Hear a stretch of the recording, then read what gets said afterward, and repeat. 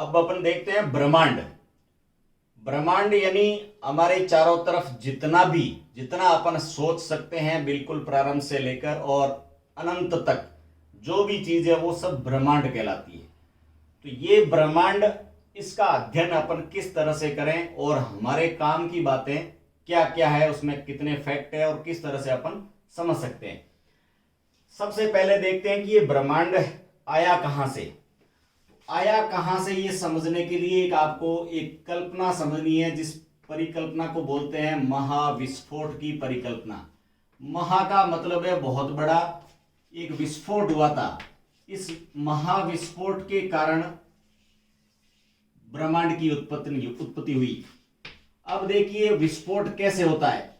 अब विस्फोट के लिए आप एक उदाहरण लीजिए कि मार्केट के अंदर, बाजार में कोई दो मोटरसाइकिल वाले आपस में टक्कर खाते हैं। जैसे ही दो मोटरसाइकिल वाले आपस में टक्कर खाते हैं और उसके बाद में क्या होती है, वो वैसा का वैसा आपस में टक्कर होती है और विस्फोट होता है।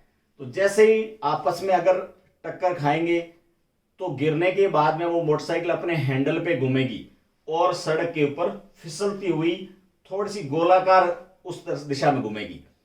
इसका मतलब ये हुआ कि टक्कर के बाद में उन पिंडों के अंदर, यानी जो भी जिसने टक्कर खाई है, उसमें दो तरह की गतियां हो जाएगी। एक तो अपने अक्ष पे घूमने की और एक किसी काल्पनिक अक्ष के चारों तरफ घूमने की। जो अक्ष पे घूमने की गति है उसको बोलते हैं घूर्णन या रोटेशन, और दूसरी गति होती है किसी के चारों तरफ परिक्रमा। जैसे अपन मंदिर के चारों तरफ परिक्रमण करते हैं तो परिक्रमण गति या रिवॉल्यूशन, इस गति के कारण किसी काल्पनिक अक्ष के चारों तरफ कोई पिंड चक्कर लगाता है। अब ये महाविस्फोट कब होता है, यानी कितना समय हुआ होगा, तो इसका आपके पास में उत्तर है 13.7 अरब वर्ष पूर्व। यानी ये विस्फोट हुए कितना समय हुआ, तो इसका उत्तर है 13.7 अरब वर्ष पूर्व। अब देखिए इस विस्फोट में क्या हुआ होगा, यानी किस तरह से विस्फोट हुआ और क्या कैसे बना। तो इसका ये बताते हैं कि एक तो था पदार्थ, यानी कोई न कोई ऐसी चीज थी पदार्थ, और इसके सामने जो टक्कर खाई उसको बोलते हैं प्रति पदार्थ। यानी इसके उल्टी श्रेणी का दो चीजें, यानी एक कोई चीज है ए है और तो दूसरी चीज है बी। एक तो हो गया पदार्थ और दूसरा है प्रति पदार्थ। अब ये पदार्थ और प्रति पदार्थ आपस में टक्कर खाने के बाद यूं मान लीजिए कि ये प्रारंभिक श्रेणी की चीजें हैं। इसमें सिर्फ इलेक्ट्रॉन है, प्रोटॉन है, इसमें भी इसी टाइप की कोई चीजें हैं। ये दोनों मिलकर और एक बहुत ही विस्फोटक गैस का गोला बनता है, जिसमें मुख्य रूप से जो गैस होती है उसका नाम होता है हाइड्रोजन। और उसी के साथ में ये हाइड्रोजन और हाइड्रोजन के न्यूक्लियस आपस में मिलकर और एक दूसरी गैस बनाते हैं जिसका नाम है हीलियम। यानी ये बेसिक चीज है। अपने बात की कि इलेक्ट्रॉन और प्रोटॉन, यानी इसमें न्यूट्रॉन नहीं है। तो अपन रसायन में देखते हैं जो पहला परमाणु बनता है उस परमाणु के अंदर इलेक्ट्रॉन प्रोटॉन तो होते हैं लेकिन न्यूट्रॉन नहीं होता। इस तरह से हाइड्रोजन बनी और इस हाइड्रोजन के नाभिक आपस में फ्यूज हुए, यानी न्यूक्लियस नाभिक कहते हैं, जिसके अंदर प्रोटॉन और न्यूट्रॉन होते हैं। ये नाभिक आपस में मिलने के फलस्वरूप एक दूसरी गैस बनी जिसका नाम है हीलियम। अब इन बातों से जो चीजें निकल के आती है, ये देखिए कि जो शुरुआत का पदार्थ आपस में टक्कर खाया उसके फलस्वरूप जो सबसे पहली गैस बनी उसका नाम है हाइड्रोजन, और उसके बाद में दूसरी बनी उसका नाम है हीलियम। और हीलियम के बाद में जैसे जैसे ये आपस में पिंड टक्कर खाएंगे, टक्कर खाने के बाद में वापस दूरी बढ़ेगी। दूरी बढ़ने का मतलब ये हुआ कि ब्रह्मांड है वो हमारा आज की तारीख में वापस फैल ही रहा है। यानी टक्कर खाने के बाद में, टक्कर खा रहा था उससे पहले तक तो पास आ रहा था, लेकिन टक्कर खाने के बाद में ब्रह्मांड है वो दूर जा रहा है। इसका मतलब ये हुआ कि ब्रह्मांड आज की तारीख में फैल रहा है। अपन किसी भी दूरदर्शी से देखते हैं तो सारे तारे हैं, उल्का पिंड है, ग्रह है, सब है, वो एक दूसरे से दूर जाते हुए दिखाई देते हैं। अब देखते हैं इसको अपन सामान्य भाषा में क्या कह सकते हैं। सामान्य भाषा में हाइड्रोजन और हाइड्रोजन अगर जुड़ती है और ऐसे हीलियम बनती है तो ये अपन इस चीज को कह सकते हैं कि ब्रह्मांड की चीजें बनी। अब ब्रह्मांड में क्या है, ब्रह्मांड में तारे हैं, सूर्य है, ये गर्मी देने वाली चीजें बनी जिसमें आग की गैस की लपटें हैं। तो ठीक उसी तरह से वैज्ञानिक बना रहे हैं इसको हाइड्रोजन बम भी कह सकते हैं। यानी हाइड्रोजन और हाइड्रोजन आपस में मिले और हीलियम बनती है तो इस चीज को हाइड्रोजन बम या नाभिकीय संलयन यानी नाभिक आपस में मिले ये क्रिया भी कहते हैं। इसको अगर ये बम है तो ये एक विस्फोट वाली क्रिया है, यानी ये नेगेटिव यूज है, इसका ऋणात्मक यूज है। लेकिन अगर कंट्रोल करके और बिजली बनाने में काम में ले सकें तो मनुष्य के लिए बहुत काम की चीज हो सकती है। तो अपन आपको जिस भी हायर क्लास में देखना है इस चीज का वैज्ञानिक उपयोग बहुत ही अच्छा बिजली बनाने में हो सकता है। इसको कंट्रोल्ड यानी सूर्य बनाने की क्रिया कह सकते हैं। इस तरह से ये ब्रह्मांड की उत्पत्ति है वो 13.7 अरब वर्ष पूर्व हुई। अब महाविस्फोट के बाद में क्या बना, यानी किस तरह से ब्रह्मांड के और तत्व बने।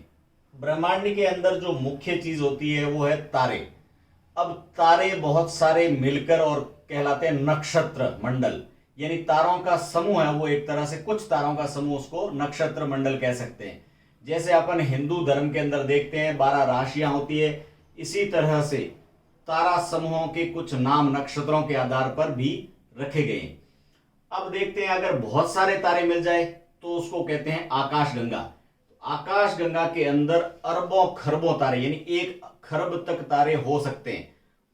ऐसी आकाशगंगाओं की संख्या भी अरबों खरबों है, यानी ब्रह्मांड के अंदर अरबों खरबों खरबों तारे हैं। अब इन तारों में एक तारा हमारा है जिसका नाम है सूर्य, यानी सूर्य हमें बिल्कुल निकट सबसे नजदीक वाला तारा है। अब अपन ने कहा कि ब्रह्मांड की उत्पत्ति है वो तो 13.7 अरब वर्ष पहले हो गई। तो सूर्य कब बना होगा? सूर्य उसके बाद में, बहुत बाद में, यानी ब्रह्मांड फैलता गया फैलता गया फैलता गया, उसमें अंदर आज से लगभग 460 करोड़ वर्ष पहले सूर्य का निर्माण होता है। अपन देखते हैं ये तारे मिलकर और किस तरह से बाकी चीजें बनाते हैं। अब देखिए तारे मिलकर और आकाशगंगा बनाई। आकाशगंगा के अंदर हमारी आकाशगंगा का नाम क्या है? हमारी आकाशगंगा का नाम है मंदाकिनी या ऐरावत पथ, जिसको बोलते हैं। इसे एक प्रकाश गंगा है, आकाश की गंगा है। मान लीजिए जैसे गंगा नदी हमारी धरती पर बहती है, उसी तरह से पुराने समय में माना गया कि आसमान के अंदर भी आकाश की कोई गंगा बह रही है, यानी मिल्की वे। और हमारे वाली जो आकाश गंगा जिसका हिस्सा हमारा सूर्य है, उस आकाश गंगा का नाम क्या है? उसका नाम है ऐरावत पथ या मंदाकिनी। अब इस ऐरावत पथ के अंदर तारों की स्थिति देखते हैं तो हमें कुछ तारे हैं वो विशिष्ट दिखाई देते हैं, यानी कुछ तारों की स्थिति है वो विशिष्ट होती है और उनके नाम भी कुछ है वो विशिष्ट होती है। उत्तर दिशा की तरफ देखते हैं तो इस तरह से 4 तारे ऐसे चौकड़ी यानी आयत के रूप में हमें दिखाई देते हैं, जिसको अपन यहां पर इंडिया के अंदर इसको 4 पाई कह सकते हैं। या इन 4 तारों के पास में 3 और तारे देखते हैं ऐसे, तो 4 और 3 ये मिला के हो गए 7। इन 7 तारों के समूह को बोलते हैं उर्सा मेजर, या हिंदी के अंदर बोल सकते हैं इसको सप्तऋषि मंडल। यानी ये 7 तारे हो गए, इसका नाम है उर्सा मेजर, या हिंदी में नाम है इसको सप्तऋषि, यानी 7 ऋषि है ये। अब इन 7 ऋषियों के अंदर जो 4 तारे हैं ये आपस में 4 पाई की आकृति बनाते हैं, और ये ऐसे साइड में 3 तारे हैं। तो इस तरह से ये जो 7 तारों की आकृति बनी, देखिए पुराने समय में जो आकृतियों के नाम थे, जो पशु पक्षी है या कोई घरेलू चीज है, उसके आधार पे काम में लिए जाते थे। तो इसके लिए कुछ नाम है, जैसे अगर फ्रांस है तो फ्रांस में इसके लिए, फ्रांस देश के अंदर इसको बोलते हैं सॉस पैन। सॉस पैन का मतलब होता है जो डंडे वाला भगोना, सॉस पैन। ये सॉस पैन या डंडे वाले भगोने की तरह दिखाई देता है। उसी तरह से अगर इंग्लैंड की बात करें, इंग्लैंड में इसको बोलते हैं हल। यानी जैसे हल होता है, खेत में हल चलाते हैं, वो इस तरह से होता है, इसके लिए शब्द हुआ हल। इंग्लैंड में इसको हल की आकृति बोलते हैं। उसी तरह से अगर यूनान में देखें तो यूनान में इसको बोलते हैं छोटा भालू, यानी ये भालू की आकृति का है। एक्चुअल में यूनान में जो काम में लेते हैं, इसके चारों तरफ में कुछ इस तरह के तारे भी काम में लेके, और मोटा मोटी तौर पे ये भालू की आकृति का दिखाई देता है, इसलिए इसका नाम रख दिया स्मॉल बियर या छोटा भालू। तो इस तरह से ये तारों के समूह के लिए कुछ नाम हो गए। अब हम भारत में एक और विशिष्ट तारे की बात करते हैं जो इन दो तारों की सीध में ऊपर की तरफ है, वो दिखाई देता है। ये तारा बिल्कुल बहुत बड़ा, बहुत ही चमकीला और अपनी जगह पर एकदम स्थिर होता है। देखिए, जो चीज या इरादों से अपनी जगह पर स्थिर या अटल रहता है या अपने इरादों पे मजबूत रहता है, उसके लिए शब्द आता है हमेशा ध्रुव। अब ये जो ध्रुव तारा है, जिसको अंग्रेजी में पोल स्टार कहते हैं, इस पोल स्टार का इसके पीछे बहुत सारी कहानियां भी प्रचलित है। ये हमेशा उत्तर दिशा में एक जगह फिक्स रहता है, तो पुराने समय में ये दिशा को ज्ञात करने का सबसे अच्छा माध्यम होता था। अब देखिए इसके पीछे की कहानी क्या है। इसके पीछे की कहानी यह है कि एक राजा था जिसका नाम था उत्तानपाद। उत्तानपाद राजा के दो रानियां थी, एक का नाम था सुनीति और दूसरी का था सुरुचि। सुनीति के बेटे का नाम था ध्रुव, और जबकि दूसरी बीबी थी उसका नाम था सुरुचि। सुरुचि के बेटे का नाम था उत्तम। एक दिन क्या होता है कि उत्तम उस राजा यानी उत्तानपाद की गोदी में खेल रहा होता है, तो इस ध्रुव के मन में आता है कि मैं भी अपने पिताजी की गोदी में बैठकर खेलूं। लेकिन उस उत्तम की मां इस ध्रुव को डांटती है कि इसके पिताजी की गोदी में खेलने के लिए तुझे सुरुचि यानी दूसरी बीबी की गोद में से पैदा होना पड़ेगा। ये छोटा बच्चा होता है ध्रुव, और इस बात को पकड़ के और भगवान नारायण की तपस्या करता है। बाद में इसको समझाया जाता है कि ऐसा कुछ नहीं होता है, लेकिन ये तपस्या पर अटल रहता है। और 6 महीने की तपस्या के बाद में भगवान नारायण प्रकट होकर और इसको ध्रुव को वर देते हैं कि ये भविष्य में बहुत ही बुद्धिमान और बलशाली अच्छा राजा बनेगा और इसका नाम है वो अमर होगा। तो इस कारण से इस ध्रुव तारे का नाम है वो अमर है। इस तरह से ध्रुव तारा यानी ये जो अटल रहने वाली चीज है, ये ध्रुव तारा या पोल स्टार है। अब देखते हैं हमारे जो नक्षत्र मंडल है, उन नक्षत्र मंडलों में जो टिमटिमाने का कारण क्या है, तारों का टिमटिमाने का कारण क्या है। तो अपन देखते हैं कि तारों में जो मुख्य गैस है वो हाइड्रोजन और हीलियम है। लेकिन जैसे जैसे तारे ठंडे होते हैं, तारों की बीच की दूरी बढ़ती है, घटती है, बढ़ती है, तो उसके कारण जो होने वाली रासायनिक क्रियाएं हैं उनका नेचर यानी अलग अलग रासायनिक क्रियाएं बनती है। रासायनिक क्रियाओं के कारण कुछ ठोस चट्टानें बनती है, कुछ और धूल के कण बनते हैं। यानी ये कोई जरूरी नहीं कि पूरा ब्रह्मांड सिर्फ गैस का बना हुआ है। ब्रह्मांड में जितने भी खगोलीय पिंड है वो गैस के अलावा चट्टानों के और बर्फ के कण, धूल के कण, इनके भी बने हुए हो सकते हैं। इस दूरी के कारण जो हमारे से दूरी होगी उसके आधार पे उसकी चमक तय होती है।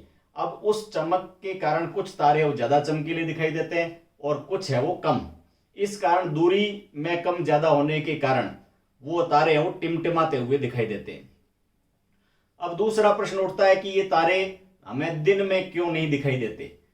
तो इसका कारण ये होता है कि दिन में सूर्य की चमक बाकी तारों के मुकाबले बहुत ज्यादा होती है। इस कारण से मान लीजिए जैसे अपन दिन के समय में अगर अपन टॉर्च लेके बैठे तो हमें टॉर्च नहीं दिखेगी, लेकिन एक अगर किसी डिब्बे के अंदर छेद करके और वहीं से अगर टॉर्च मारेंगे दिन को भी उस डिब्बे में तारे का ऐसे जहां से छेद किए वहां से रोशनी बाहर आती हुई दिखाई देगी, क्योंकि उस डिब्बे में रोशनी नहीं है, यानी तुलनात्मक रूप से उस डिब्बे में टॉर्च है वो ज्यादा चमकीली हो गई। तो ठीक उसी कारण से तुलनात्मक होने के कारण दिन को तारे हैं वो चमकते हुए हमें दिखाई नहीं देते। अब अपन देखते हैं कि इन तारों में जो हमारे सबसे नजदीक का तारा है सूर्य, इस सूर्य की क्या स्थिति है, सूर्य हमारी पृथ्वी से कितना दूर है और सूर्य के चारों तरफ ग्रह किस तरह से बने। यानी सूर्य अपन ने कहा कि मुख्य रूप से हाइड्रोजन और हीलियम इनकी गैस का बना हुआ आग का गोला है, और ये जो आग का गोला है इसकी सतह पर बहुत ही ज्यादा अस्थिर है। अस्थिर का मतलब ये हुआ कि ये बिल्कुल जो गैस की लपटें हैं वो अभी तक जमी नहीं है, ये लपटें बार बार कहीं पे फैल रही है और वापस सिकुड़ रही है। इसका मतलब ये हुआ कि यहां पर जैसे ही लपटें बाहर की तरफ आती है तो तापक्रम बढ़ता है, लपटें अंदर गई तो सतह का तापक्रम कम हो गया। इस कारण अपन देखते हैं कि सूर्य के ऊपर भी कुछ धब्बे दिखाई देते हैं। अब इस सूर्य की सतह से हमारी पृथ्वी और पृथ्वी से पहले ग्रह जिस तरह से बाकी सारी चीजें हैं वो, मान लो जैसे गैस का गोला है, गैस का गोला मैंने बताया कि घूमता है, अपने अक्ष पर भी घूम रहा है और किसी काल्पनिक अक्ष के चारों तरफ भी घूम रहा है। तो इसके कारण यहां से इसके ऊपर से कुछ ऐसे ग्रह यानी ऐसी चीजें टूट टूट के और दूर होती गई।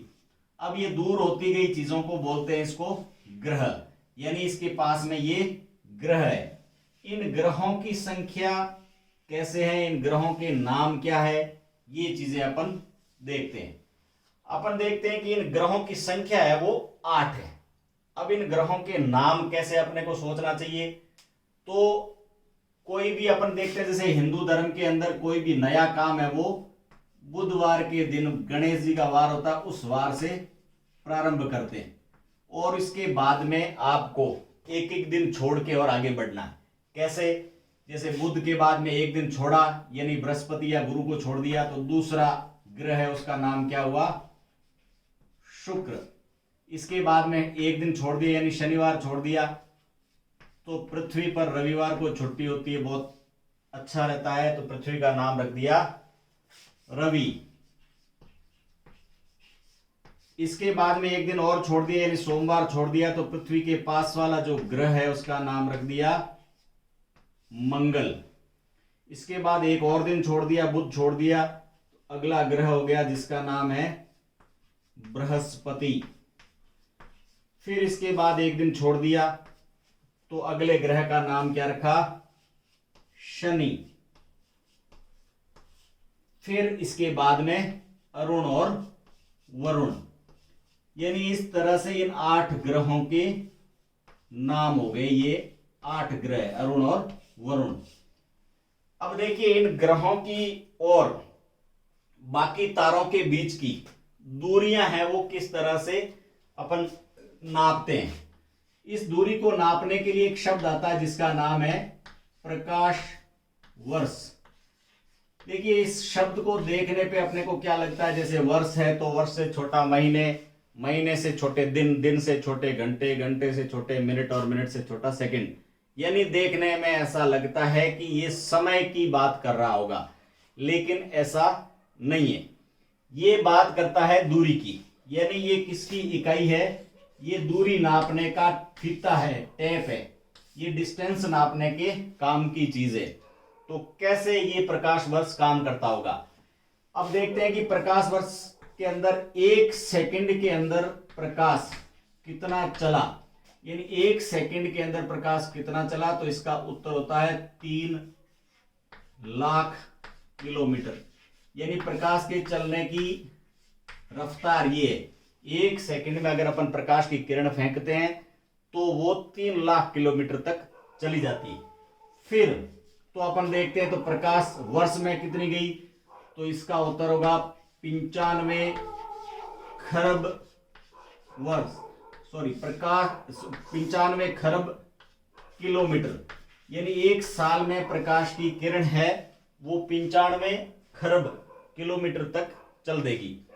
इस तरह से प्रकाश वर्ष जो भी खगोलीय पिंड है, तारे है, ग्रह है, उपग्रह, इनके बीच की दूरी नापने का एक जो टेप है यानी पैमाना है। अब इस पैमाने के आधार पे अपन देखते हैं कि सूर्य की किरण यहां से रवाना हुई और हमारी पृथ्वी तक। अब पृथ्वी और सूर्य के बीच की आपकी दूरी है वो है 15 करोड़ किलोमीटर। तो जब 1 सेकंड के अंदर 3 लाख किलोमीटर चल सकती है तो 15 करोड़ की दूरी, 15 करोड़ किलोमीटर की दूरी कितने टाइम में? तो इसका उत्तर होता है 8.5 मिनट, यानी 8 मिनट और 30 सेकंड। 8 मिनट और 30 सेकंड में प्रकाश की किरण है वो सूर्य से लेके और पृथ्वी तक आ जाएगी। यानी ये दूरी नापने के हिसाब से हो गया, 15 करोड़ कुल दूरी है और 1 सेकंड के अंदर चलती है 3 लाख किलोमीटर। तो 15 करोड़ किलोमीटर की दूरी तय करने में 8 मिनट और 30 सेकंड का समय इस प्रकाश की किरण को लगेगा। अब अपन देखते हैं कि कुछ ऐसे तारों के अलावा एक कुछ तारा ऐसा होता है जैसे बिल्कुल चमकीला तारा होता है, लेकिन सामान्य तारे जैसे रोजाना दिखते हैं वैसे हमें दिखाई नहीं देता। एक ऐसा तारा होता है जो सूर्य के पास में आता है तब दिखाई देता है। अब कोई भी सूर्य की चीज पास में आएगी तो जो गर्मी के कारण गैस बनेगी वो गैस है वो दूर की तरफ रहेगी, यानी दूरी की तरफ। तो उस तारे में क्या होता है, गैस सूर्य की विपरीत दिशा में होने के कारण उसकी पूंछ, जैसे अपन दीपावली पे बिच्छू छोड़ते हैं तो बिच्छू की जैसे पूंछ होती है ठीक उसी तरह से दिखाई देती है। तो ये तारा होगा, इसका जो सिर वाला भाग होगा वो तो सूर्य की तरफ होगा और पूंछ वाला भाग है वो इससे दूर होगा। अब देखते हैं कि पूंछ है वो तो किसकी बनी हुई है? पूंछ है तो मुख्य रूप से गैस की बनी हुई है, और ये जो सिर वाला भाग है वो बर्फ है, धूल के कण है, कुछ चट्टान के टुकड़े, इनका बना हुआ होगा।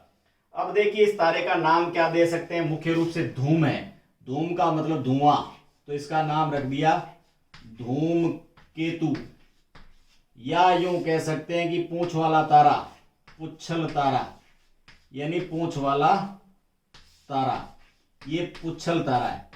अब ये पुच्छल तारा हमें कब कब दिखाई देता है? तो इसका उत्तर ये है अभी हाल ही में, यानी पिछले कई सालों पहले 1986 1986 में दिखाई दिया था। अब 1986 में दिखाई दिया था और वापिस है ये 2062 के अंदर दिखाई देगा। तो आपको बताना है कि कितने अंतराल के बाद में सूर्य के पास में से गुजरता हुआ दिखाई देगा। तो इन दोनों में अपन अंतर निकाल लेते हैं। तो इन दोनों का अंतर हुआ 76 ईयर्स, यानी इस तरह से 76 वर्ष बाद में धूमकेतु या पुच्छल तारा जो दिखाई देता है। इस तरह के कई तारे होते हैं, लेकिन इस तारे के लिए विशेष नाम है, इसका नाम है हेली नाम का पुच्छल तारा। यानी ये 76 वर्ष बाद में दिखने वाले पुच्छल तारे का नाम क्या है? तो इसका उत्तर हो जाएगा हेली पुच्छल तारा।